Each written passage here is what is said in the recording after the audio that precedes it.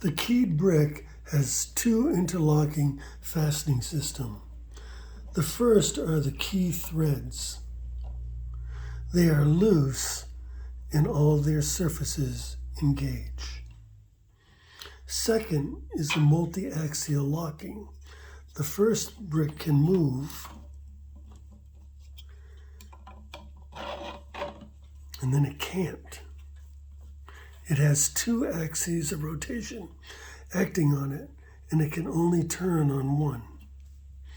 As more bricks encompass that first brick, more multi-axial locking is added. There are 1, 2, 3, 4 axes of rotation. 1, 2, 3, 4 that lock that brick into place. Now these 3D printed bricks are hollow and thin-walled. As part of a collective, they distribute forces.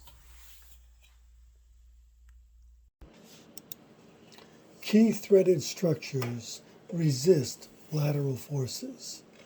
I weigh 196 pounds or 89 kilograms.